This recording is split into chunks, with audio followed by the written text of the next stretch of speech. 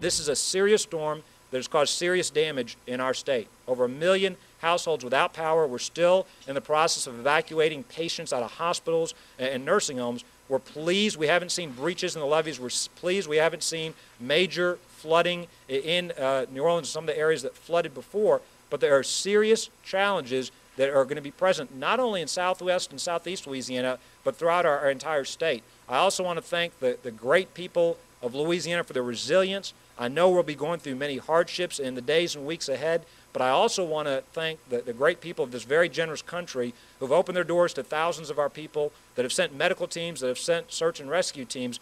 We couldn't have made the progress we've made without the generosity of the great American people, but there's still a lot more work ahead of us. I want to emphasize this is a serious storm, still having an impact throughout Louisiana. We're still seeing serious rains.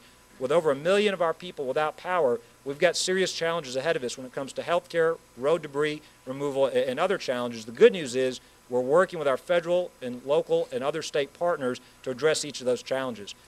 Yesterday I got a number of questions in which people seemed to say, well, wasn't it really kind of like a false alarm?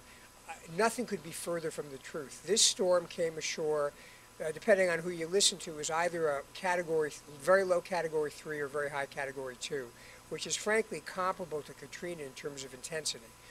The reason that you're not seeing dramatic stories of rescues is because we had a successful evacuation.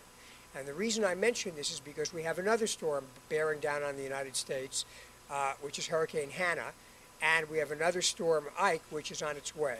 So I wouldn't like people to get the impression that a Category 3 storm is kind of a false alarm or a layup, and that we don't have to get out. The only reason we don't have more tales of people in grave danger and more loss of life is because everybody heeded the governor's instructions, the mayor's instructions, the parish president's instructions to get out of town.